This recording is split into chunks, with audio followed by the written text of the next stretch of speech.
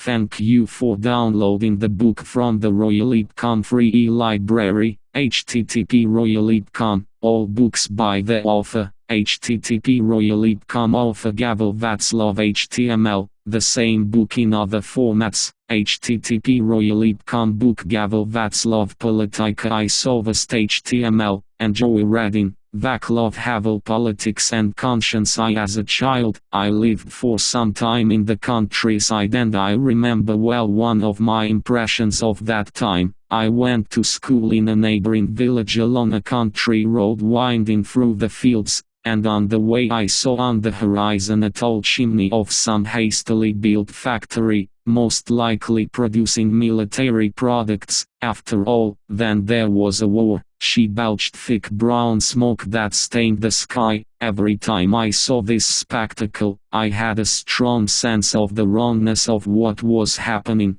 People should not dirty the sky. I don't know if ecological science already existed at that time. Even if it did, I had never heard of it. Nevertheless, the sight of the polluted sky offended me. It seemed to me that people were guilty of something, that they were destroying something important, violating the natural order of things at their own whim, and that this would not go unpunished. Of course, if a person who lived in the Middle Ages, suddenly, say, during a hunt, saw something similar on the horizon, he would consider it the work of the devil, would fall to his knees and pray to God to save himself and his loved ones. By the way, what is common between the world of a medieval peasant and a modern little boy? In my opinion, something very significant. Both the boy and the medieval peasant are more deeply rooted than most modern adults in what philosophers call the natural world,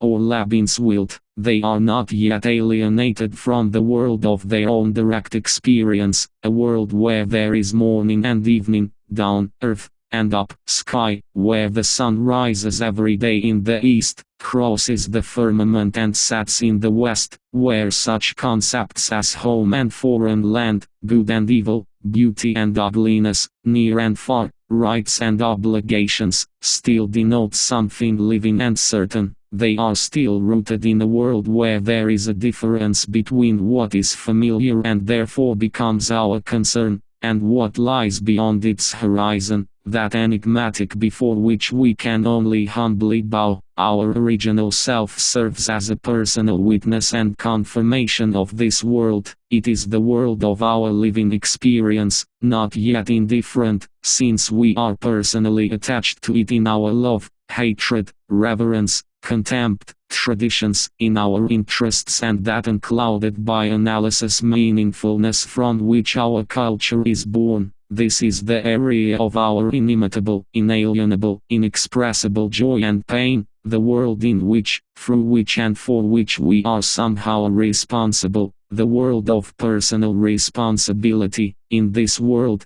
categories such as justice, honor, betrayal, friendship, infidelity, courage and empathy have a completely tangible content, attachment to real people and meaning in real life. This world is based on values that have simply existed since the beginning of time, exist before we talk about them, or ask questions. This world owes its internal integrity to something like an intuitive idea that it functions and generally exists only because beyond its horizon, beyond and above it, there is something that we may not be able to understand and comprehend, but precisely because for this reason, it gives the world a solid foundation, brings order and measure into it, serves as a hidden source of all the rules, customs, commandments, prohibitions and norms that operate in it. The natural world, by its very existence, bears within itself the presumption of an absolute, rooting, limiting and directing it, an absolute without which it would be unthinkable, absurd and superficial, an absolute that we can only silently honor. Any attempt to push him away,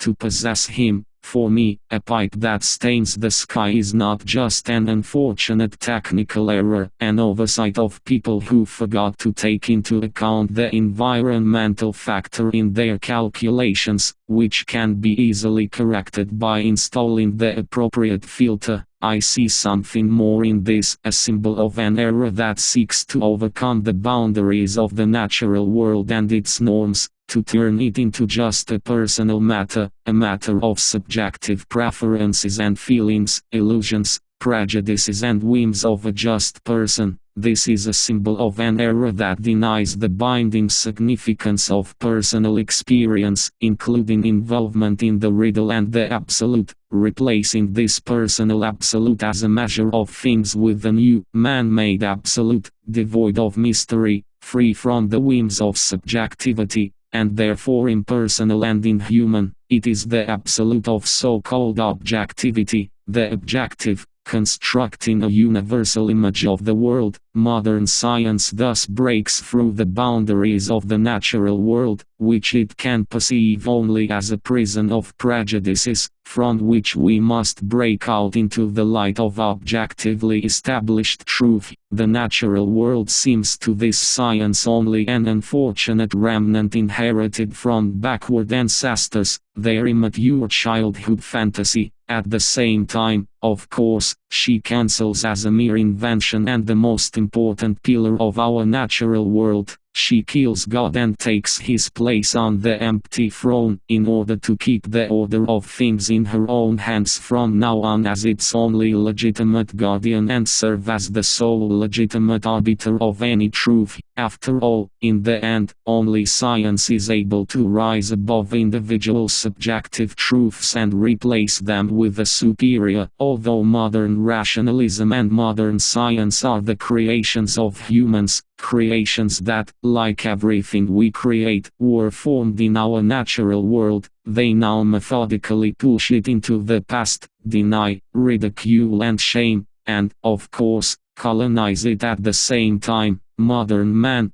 whose natural world has been completely conquered by science and technology, objects to the smoke from the factory chimney only if the stench penetrates into his apartment. However, this smoke does not in any way revolt him in a metaphysical sense, since he knows that the smoking factory produces the products that he needs. Being a man of the technical era, he is looking for a solution to the problem only within the limits of technology, for example, by installing a filter for cleaning on a pipe. Please understand me correctly, I am not suggesting that people abandon chimneys, ban science, or even return to the Middle Ages. By the way, it is no coincidence that some of the most profound discoveries of modern science make the myth of objectivity surprisingly problematic, and, having made a considerable circle, return us to the topic of man and his world. I just want to speculate, in the most general and, I admit, schematic form, about the spiritual framework of modern civilization and the source of its current crisis. Although my focus will be on the political rather than the ecological aspect of this crisis, I will perhaps clarify my initial thesis with another example from the field of ecology. For centuries, the basis of agriculture in Europe was the family farm. In Czech, it was formerly called gront, which in itself is not without interest in etymological terms. This word, which comes from the German Grund, in the original means soil or base. In the Czech language, it has acquired a special semantic coloring. As a colloquial synonym for the word foundation, it emphasizes the proximity of such a farm to the land, its undeniable, traditional,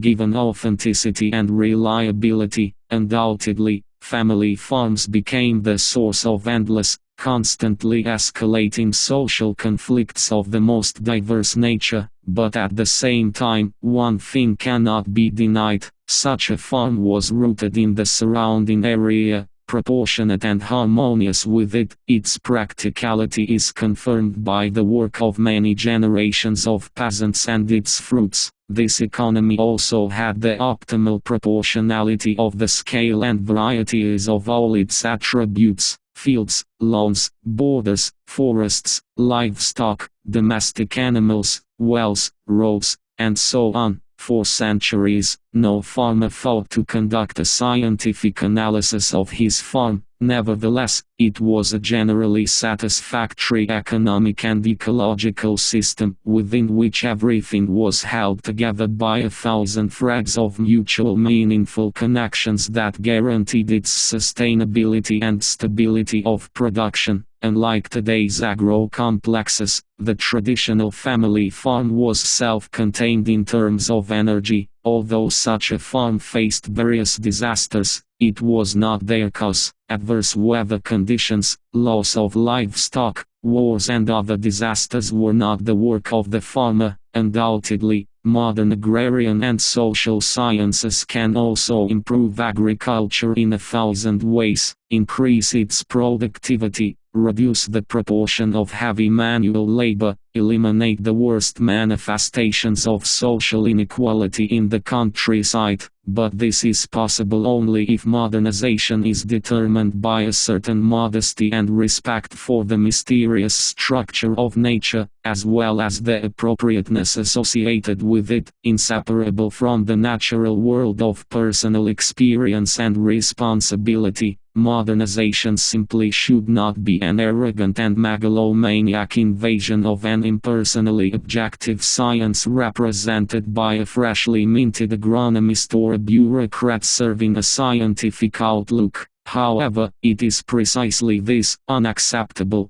that happened in our country, called collectivization. Like a hurricane, 30 years ago it swept over the Czechoslovak village, turning everything upside down. One of the results of collectivization was tens of thousands of lives, crippled by prison, thrown on the altar of a scientific utopia that promised a brighter future. On the other hand, the level of social conflicts and the share of back-breaking labor in the countryside have indeed decreased, while agricultural productivity has increased in quantitative terms. However, I mention this for a different reason. 30 years after this hurricane wiped out traditional family farms, scientists are surprised to discover what even a semi-literate peasant previously knew. People pay a high price for any attempts to radically eliminate once and for all the humbly revered boundaries of the natural world with its purely personal traditions. They inevitably pay the price for trying to master nature without leaving even a small part of it in human hands. For mocking its mysteries, they pay for trying to cancel God and play his role. That is exactly what happened with us. When the hedges were plowed up and the forests cut down, free birds disappeared, natural, free protectors of crops from harmful insects. The enlargement of the fields led to the gradual loss of millions of cubic meters of the arable layer accumulated over the centuries. The use of chemical fertilizers and pesticides has led to catastrophic poisoning of cultivated vegetables, soil and water, without leaving even a small part of it in human hands. For mocking its mysteries, they pay the price for trying to cancel God and play his role. That is exactly what happened with us. When the hedges were plowed up and the forests cut down, free birds disappeared, natural, free protectors of crops from harmful insects. The enlargement of the fields led to the gradual loss of millions of cubic meters of the arable layer accumulated over the centuries. The use of chemical fertilizers and pesticides has led to catastrophic poisoning of cultivated vegetables, soil and water, without leaving even a small part of it in human hands. For mocking its mysteries, they pay the price for trying to cancel God and play his role. That is exactly what happened with us. When the hedges were plowed up and the forests cut down, free birds disappeared, natural, free protectors of crops from harmful insects. The enlargement of the fields led to the gradual loss of millions of cubic meters of the arable layer accumulated over the centuries. The use of chemical fertilizers and pesticides has led to catastrophic poisoning of cultivated vegetables, soil and water. The enlargement of the fields led to the gradual loss of millions of cubic meters of the arable layer accumulated over the centuries. The use of chemical fertilizers and pesticides has led to catastrophic poisoning of cultivated vegetables, soil and water. The enlargement of the fields led to the gradual loss of millions of cubic meters of the arable layer accumulated over the centuries. The use of chemical fertilizers and pesticides has led to catastrophic poisoning of cultivated vegetables, soil and water. Heavy agricultural machinery constantly compacts the soil, blocking the access of air and thereby depriving it of fertility. Cows on giant dairy farms suffer from neurosis and stop producing milk. Agriculture absorbs more and more efforts of industry. It constantly requires machinery, artificial fertilizers. In conditions of local specialization, increased transportation costs and so on. In a word, the forecasts for the future are simply terrifying.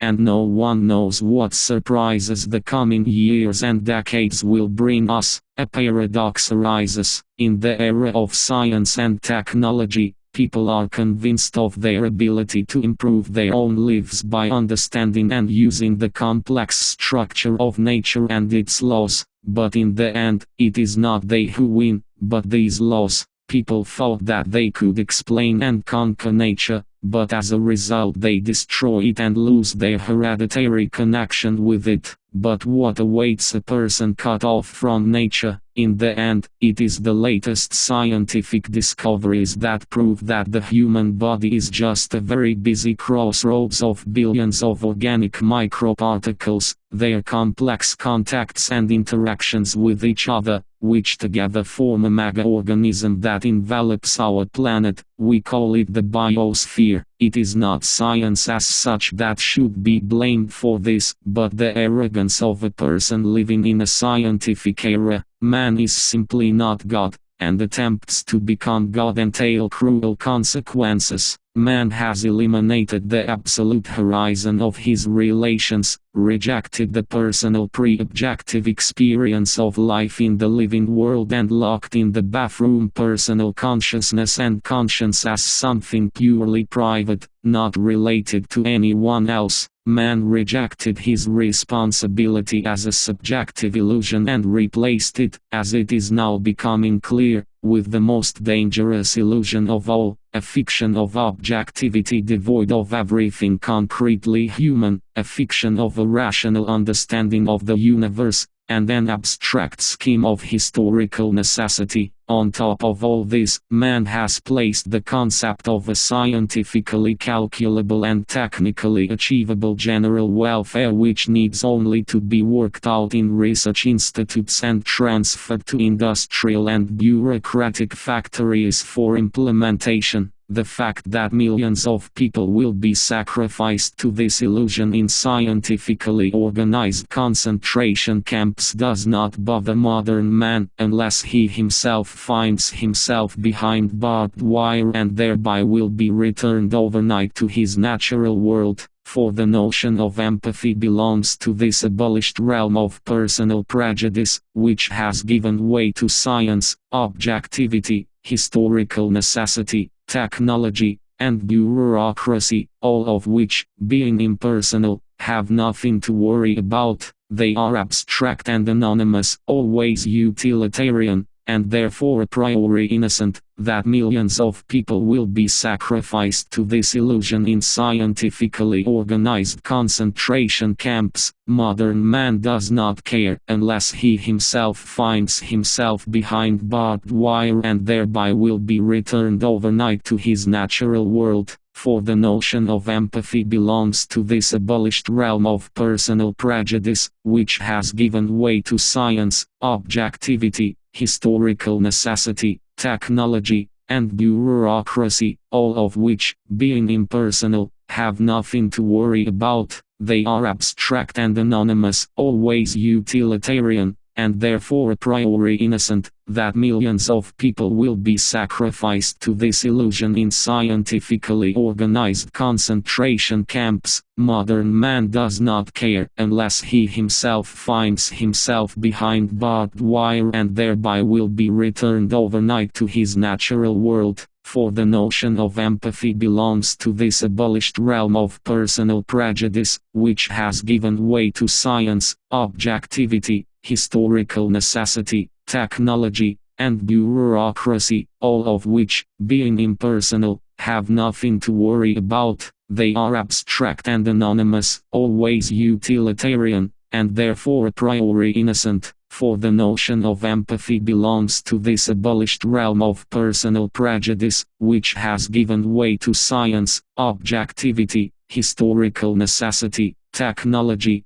and bureaucracy, all of which, being impersonal, have nothing to worry about. They are abstract and anonymous, always utilitarian, and therefore a priori innocent. For the notion of empathy belongs to this abolished realm of personal prejudice, which has given way to science, objectivity, historical necessity, technology, and bureaucracy, all of which, being impersonal, have nothing to worry about. They are abstract and anonymous, always utilitarian, and therefore a priori innocent. As for the future, who will care or worry about it when the prospect of eternity has become one of those things that are locked in the bathroom, if not completely banished to the realm of fairy tales and fiction? If the current scientist thinks about what will happen in 200 years, it is only from the position of an uninterested observer who, in fact,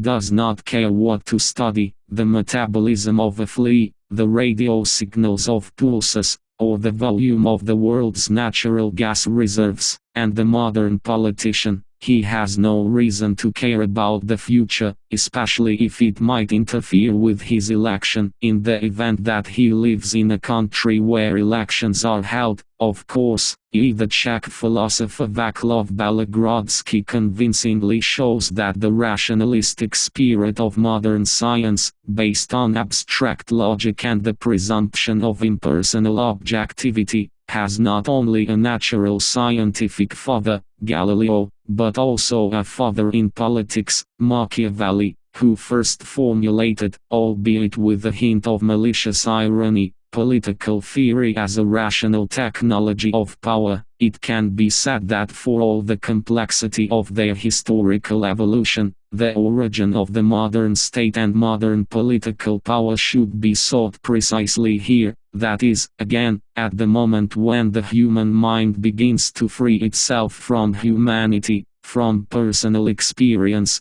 personal conscience and personal responsibility, and hence from the absolute horizon to which, within the framework of the natural world, any responsibility is uniquely connected. Of course, this process of turning power into something anonymous and impersonal, into a mere technique of rule and manipulation, has 1,000 masks, variants and manifestations. In one case, this happens secretly and imperceptibly; in the other, completely openly. In one case it is imposed on us by subtle and ingenious methods, in the other case it is attacked with brutal frankness. In essence, however, it is always about the same general tendency. It is the main feature of modern civilization, directly arising from its spiritual structure, penetrating it with thousands of intertwined roots, and even mentally inseparable from its technological nature, its mass character, its consumer orientation. Once upon a time, rulers and leaders, regardless of whether they came to power thanks to dynastic tradition,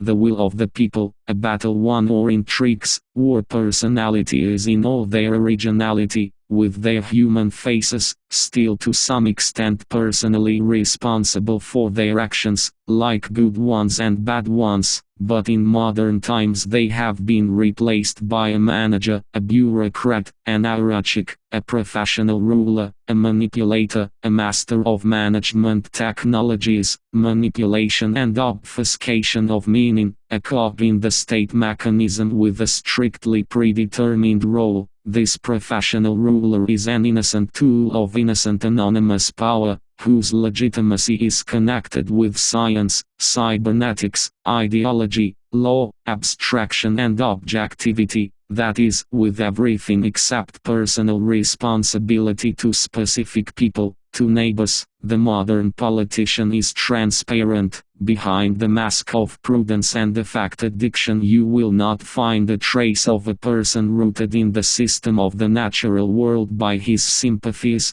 passions, interests, personal opinions, hatred, courage or cruelty. He also locks all this in his own bathroom. If we see someone behind the mask, it will only be a more or less competent technologist of power. The system, ideology and apparatus have deprived us, both rulers and subjects, of our conscience, our common sense and natural speech, and therefore of humanity itself. States are becoming more and more like machines. People are turning into statistical choirs of voters, producers, consumers, sick people, tourists or soldiers. In politics, good and evil are categories of the natural world, which means that obsolete relics of the past completely lose their absolute significance. The only goal of political activity is success that can be measured quantitatively. Power is a priori innocent because it does not grow out of a world where words like guilt and innocence retain their meaning. To date,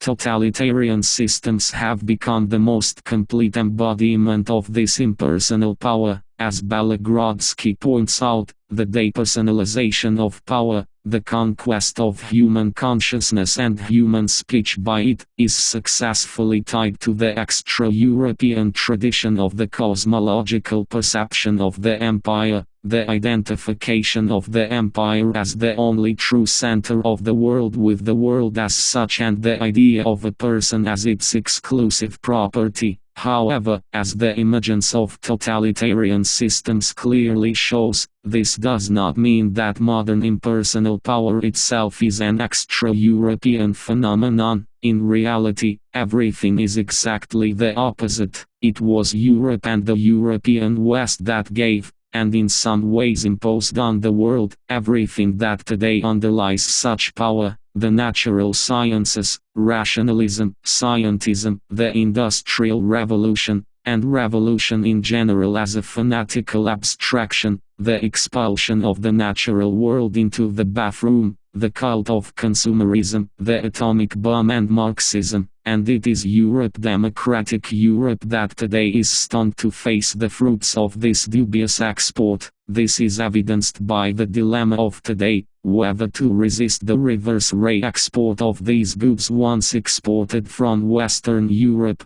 or give in to it. Shoot the missiles that are now aimed at Europe thanks to the fact that it once exported its spiritual and technical potential should be countered with the same or even more advanced missiles, thereby demonstrating the determination to protect those values that Europe still has, at the cost of joining completely immoral game that is being imposed on her. Or Europe better retreat in hope. I think that in regard to the attitude of Western Europe towards totalitarian systems, the biggest mistake is the one that manifests itself most clearly: the failure to understand the essence of totalitarian systems as a convex mirror of all modern civilization, and the sharp, perhaps the last warning signal calling for a revision of the idea world civilization about itself. If we ignore this fact, it doesn't really matter what form Europe's efforts take. It may be the perception of totalitarian systems, in the spirit of Europe's own rationalist tradition, as a peculiar, localized attempt to achieve the common good. to which only malevolent people attribute expansionist tendencies, or in line with the same rationalist tradition, but this time in the spirit of the Machiavellian understanding of politics as a technology of power. One can consider totalitarian regimes as a purely external threat from expansionist neighbors, which, without further thought on the subject, can be returned to acceptable limits through an appropriate demonstration of force. The first option refers to a person who is willing to put up with the fact that the factory chimney smokes, even if this smoke disfigures the landscape and exudes a stench, because in the end the factory serves a good cause, the production of goods that everyone needs. The second option is an analog of the opinion that the smoke from the chimney was the result of a simple technical error that can be corrected by installing a filter or neutralizer, which, without further thought on this subject, can be returned to an acceptable framework through an appropriate demonstration of force. The first option refers to a person who is willing to put up with the fact that the factory chimney smokes, even if this smoke disfigures the landscape and exudes a stench, because in the end the factory serves a good cause, the production of goods that everyone needs. The second option is an analog of the opinion that the smoke from the chimney was the result of a simple technical error that can be corrected by installing a filter or neutralizer, which, without further thought on this subject, can be returned to an acceptable framework through an appropriate demonstration of force. The first option refers to a person who is willing to put up with the fact that the factory chimney smokes, even if this smoke disfigures the landscape and exudes a stench, because in the end the factory serves a good cause, the production of goods that everyone needs. The second option is an analog of the opinion that the smoke from the chimney was the result of a simple technical error that can be corrected by installing a filter or neutralizer. In reality, it seems to me, everything, alas, is much more serious. The chimney that stains the sky is not just the result of a design error that can be corrected by technical means, or payment for a bright consumer future, but a symbol of a civilization that has rejected the absolute, ignoring the natural world and neglecting its imperatives. Likewise, totalitarian systems are a warning of something more serious than Western rationalism is willing to admit. They are above all a convex mirror of the inevitable consequences of rationalism, a grotesque exaggeration of its own deep tendencies, an extreme offshoot of its own development and a sinister product of its own expansion. They are a very instructive reflection of the crisis of rationalism itself. Totalitarian regimes are not just dangerous neighbors, much less a vanguard force of progress. Alas, on the contrary, they are the vanguard of the global crisis of the current civilization, first European, then Euro-American, and, ultimately, global. They are one of the possible futurological models of the Western world, not in the sense that they will someday attack the West and conquer it, but in a much deeper sense of a visual illustration of a phenomenon that Balagrodsky calls the eschatology of the impersonal. This is the total dominance of an inflated, anonymously bureaucratic power, not yet irresponsible, but already acting beyond conscience, a power rooted in an ubiquitous ideological fiction capable of rationally substantiating anything without ever touching the truth. It is power in the form of an omnipresent monopoly of control, repression and intimidation, a power that turns thought, morality, and private life into a monopoly of the state and thereby dehumanizes them, a power that has long ceased to be the work of a group of rulers who create arbitrariness, but captures and absorbs everyone, so that everyone becomes a part of it, at least at the expense of his silence.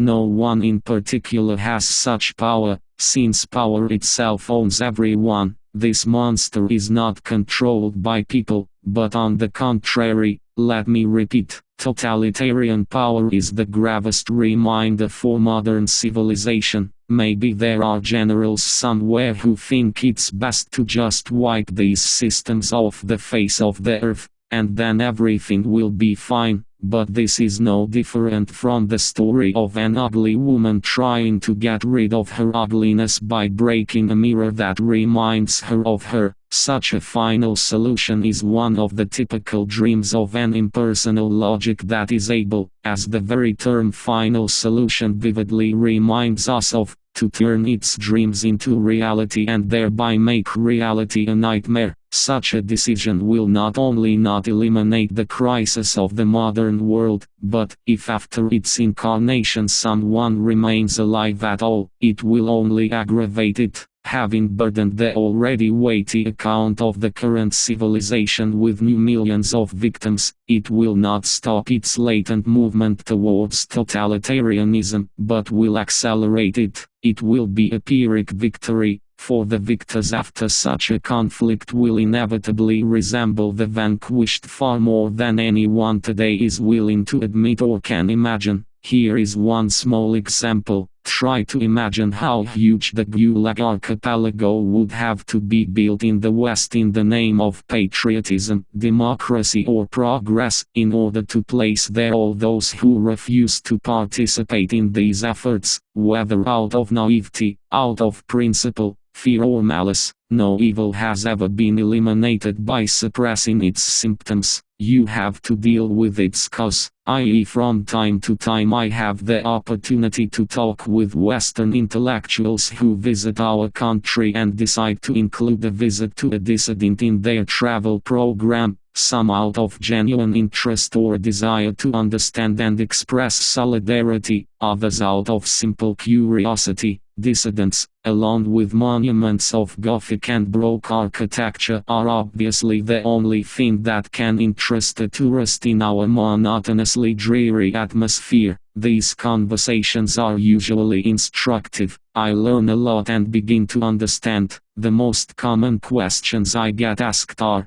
do you think that they are really capable of changing something? After all, there are so few of you and you have no influence. Are you against socialism or just want to improve it? Do you condemn or support the deployment of Pershing IIs and cruise missiles in Western Europe? What can we do for you? What motivates you to do what you do when all it brings you is persecution, jail, and no noticeable results? Do you want capitalism to reassert itself in your country? These questions are born of good intentions, a desire to understand us, and show that those who ask them are not indifferent to what our world has become and what it will be like. Nevertheless, it is precisely these and similar questions that again and again prove to me how much many Western intellectuals do not understand, and to some extent are unable to understand, what is happening with us, what we, the so-called dissidents, are striving for, and, most importantly, what is the general meaning of all this. Take for example the question, what can we do for you? A lot, of course.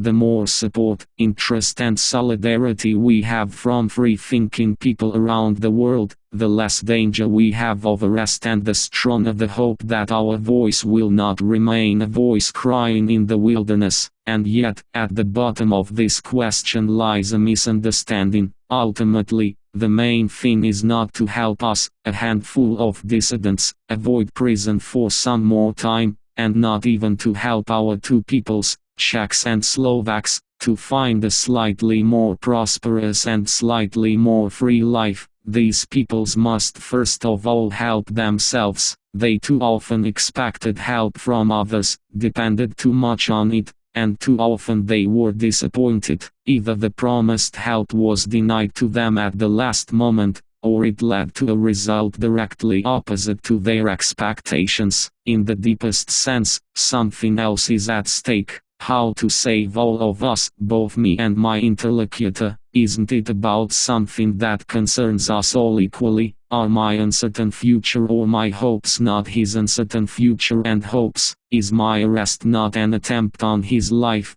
but a deception of which he becomes a victim, not an attempt on my life. Isn't the suppression of human aspirations in Prague tantamount to the suppression of the aspirations of all people on the planet? Do not indifference to what is happening in our country, and even illusions on this score, not prepare the same sad fate for other peoples. Are their troubles not our troubles? It's not that some Czech dissident in trouble needs help. The best thing I could do to help myself get out of this difficult situation was to simply stop being a dissident. The point is what the fate of the dissident and the futility of his efforts tells us and what it means, how it testifies to the state, fate, opportunities and problems of our world, about aspects of all this that can give others food for thought, for understanding their own, and therefore and our common destiny, to serve as a warning,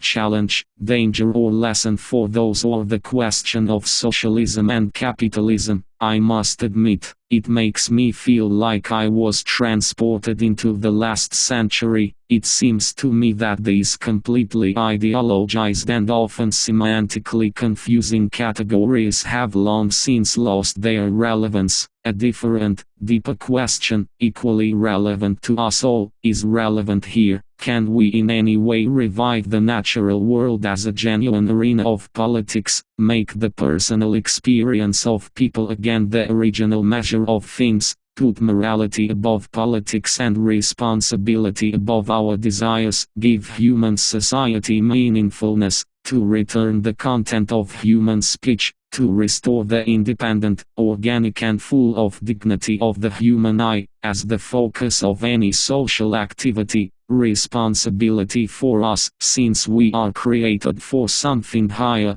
and the ability to sacrifice some part, and in extreme cases all of our banal, prosperous private life, this rule of everyday life, as Jan Patočka used to say, for the sake of what gives our existence a meaning. In fact, it doesn't really matter who, by chance or place of residence, we are dealing with, a Western manager or an Eastern official, in this very modest but world-class struggle against impersonal power. If we can protect our humanity, there may be some hope, although the second does not automatically follow from the first, that we will find some more meaningful ways to combine our natural desires for joint economic decision-making and decent social status with proven time, the true driving force of any work, enterprise, realized in the conditions of genuine market relations. However, as long as our humanity remains defenseless, we will not be saved by any technical or organizational tricks designed to improve the functioning of the economy, just as installing a filter on a factory chimney will not prevent general dehumanization. Ultimately, the purpose of the existence of the system is more important than the nature of its functioning. After all, can't she continuously operate for the sake of total destruction, than the nature of its operation? After all, can't she continuously operate for the sake of total destruction, than the nature of its operation? After all, can't she continuously operate for the sake of total destruction? I say this because, looking at the world from the bell tower that fate has given me, I cannot help feeling that very many in the West still have a poor understanding of what is at stake in our time. If, for example, we take a closer look at the two main political alternatives between which Western intellectuals today vacillate, it becomes clear that these are just two different ways of playing the same game born of the anonymity of power. As such, they are just different paths to the same destination, totalitarianism on a global scale. One of the methods to play the game of the anonymous mind is to keep playing with the riddles of matter, taking on the role of God, inventing and deploying more and more new types of weapons of mass destruction,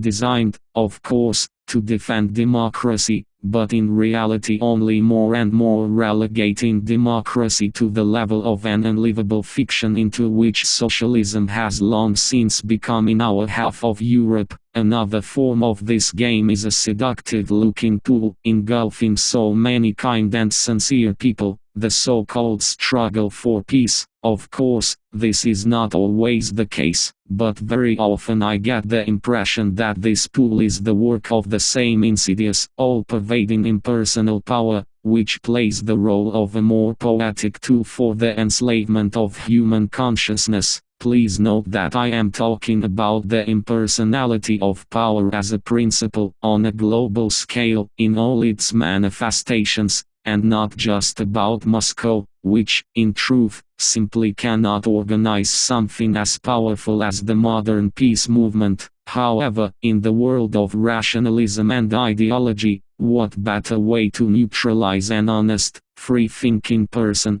who poses the most serious threat to any anonymous authority, than to offer him the simplest thesis possible, and with all the obvious characteristics of a noble cause? Is it possible to conceive of anything more effective in arousing the mind, occupying it, than mastering it, and then making it intellectually harmless than the possibility of fighting against the war? Is there a more ingenious method of deceiving people than the illusion that they can prevent a war by trying to prevent the deployment of weapons, which will be deployed anyway? It is difficult to imagine an easier path to the totalitarianism of the human spirit. The clearer it becomes that the weapons will be deployed as planned anyway, the sooner will the mind of the man who is fully committed to thwarting this deployment become radicalized, succumb to fanaticism, and finally alienate himself from himself. As a result, the person set off on a journey with the noblest of intentions. At the end of the journey he finds himself exactly where the anonymous authorities want him to be, in the rut of totalitarian thinking, where he does not belong to himself and renounces his own reason and conscience for the sake of yet another unsuitable fiction. And as long as this fiction serves a similar purpose, whether we call it the welfare of the people, socialism or peace, of course, when someone says, it is better to be red than dead, there is nothing good in terms of protecting the West and its interests, but from the point of view of a global impersonal power that overcomes the framework of political blocks and, in its omnipresence, which is a truly diabolical temptation, nothing can be better. This slogan is an unmistakable sign that the one who utters it renounces his human essence, for he gives up the ability to personally guarantee something greater than himself,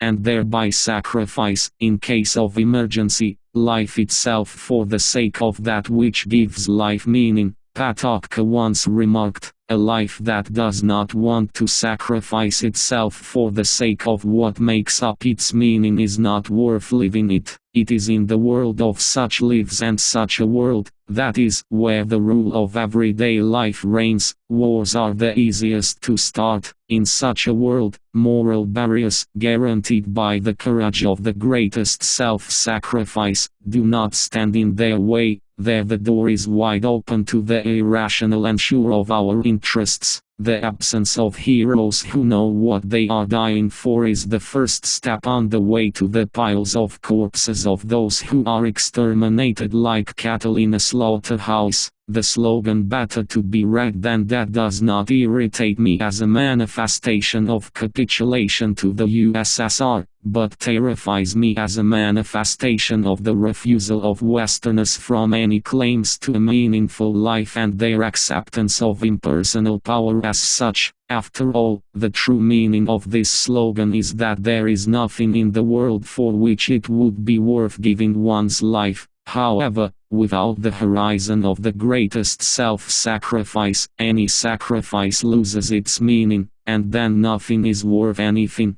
nothing means anything. Philosophy is the result, the essence of which is a simple rejection of our human nature, In the case of Soviet totalitarianism, such a philosophy is only a third-rate tool that helps the authorities, but in the case of Western totalitarianism, it is precisely this that constitutes it, directly and from the very beginning. In short, I can't shake the feeling that Western culture is much more threatened by itself than by the SS-20 missiles. When a French student on the left told me in all sincerity that the Gulag was the price paid for the ideals of socialism, and Solzhenitsyn was just a man embittered by his own fate, I was deeply saddened. Is Europe incapable of learning from its own history? Will this dear young man never understand that even the most promising project of the common good condemns itself to inhumanity as soon as it demands someone's involuntary death, a death that is not a conscious self-sacrifice for the sake of the meaning of life? Does he really realize this only when he finds himself in some copy of the Soviet camp near his native Toulouse? Is it possible that the newspeak of our world has penetrated so deeply into natural human speech that if I think, after such harsh criticism, it is fitting for me to finally say what I consider today a meaningful alternative for the people of the West in the face of the political dilemmas of the modern world, it seems to me that my words indicate that before all of us, both in the East and in the West, there is one fundamental task, from which everything else must follow. This task is to resist, vigilantly, thoughtfully and attentively, but at the same time with full dedication, at every step and everywhere, the irrational impulse of anonymous, impersonal and inhuman power, the power of ideologies, systems, apparatus, bureaucracy, artificial language and political slogans. We must resist its all-encompassing, absolutely alienating pressure, whether it takes the form of consumption, advertising, repression, technology or cliques. All these forms are blood brothers of bigotry, the offspring of totalitarian thinking. We must draw our standards from our natural world, heedless of ridicule, and verify its authenticity. We should, with the humility of the wise, honor the limits of the natural world and the mystery that lies behind them, recognize that there is something in the order of being that clearly transcends any limits of our knowledge. We must find a connection with the absolute horizon of our existence, which, if we only want to, we will constantly rediscover and experience for ourselves. We must make values and imperatives the starting point of all our actions, all of our personally certified, openly analyzed, free from the censorship of the ideology of lived experience. We must trust the voice of our conscience more than any abstract reasoning, and not invent a responsibility for ourselves other than that to which this voice calls. We need not be ashamed of our capacity for love, friendship, solidarity, sympathy and tolerance. We need to free these fundamental dimensions of our humanity from their banishment to private life and accept them as the only true starting point of a meaningful human community. We must be guided by our own reason and in all circumstances serve the truth as our main personal experience. I understand that all this sounds very general, vague and unrealistic, but I assure you that these obviously naive words are born from a purely concrete and not always simple experience of communicating with the world, so I, so to speak, know what I'm talking about. The vanguard of impersonal power, dragging the world along its irrational path, bordered by ruined forests and launches, constitute the totalitarian regimes of our time. It is impossible to ignore them, justify them, give way to them or accept their rules of the game, thereby becoming the same as them. I am convinced that we can best resist these regimes by examining them without prejudice, learning from them, and resisting them by being radically different from them. This difference is born in a constant struggle with evil, which they probably embody most clearly, but which exists everywhere, and therefore even within each of us. The greatest danger to this evil is not missiles aimed at this or that state, but its fundamental denial in the very structure of modern humanism. The best way to resist totalitarianism is simply to expel it from our soul, from our circumstances, from our land, from the life of modern humanity. The best help to all who suffer from totalitarian regimes is to resist the evil that the totalitarian system embodies, from which it draws its strength, which feeds its vanguard. If there is no such avant-garde, if there is no extremist escape from which it can grow, the system will have nothing to rely on. The renewed responsibility of people is the most natural barrier to any irresponsibility. If, for example, the spiritual and technical potential of the advanced countries were disseminated with genuine responsibility, and not only under the pressure of selfish greed, we could prevent the irresponsible transformation of its fruits into weapons of mass destruction. Undoubtedly, it makes more sense to deal with the causes rather than simply responding to the consequences when, as a rule, the only possible answer is just as immoral. To follow this path means to continue to spread the vice of irresponsibility throughout the world and thereby create the very poisonous environment where totalitarianism flourishes. I am in favor of anti-political politics, i.e., politics, understood not as a technology of power and manipulation, not as a cybernetic system for managing human beings, and not as the skill of a pragmatist, but as one of the ways to find and achieve a meaningful life, protect such a life and serve it. I stand for politics as a practical morality, as a service to the truth, as an essentially human and measurable concern for our fellow human beings. Yes, this approach in our world is extremely impractical and difficult to apply to everyday life, but I don't see a better alternative. When I was on trial,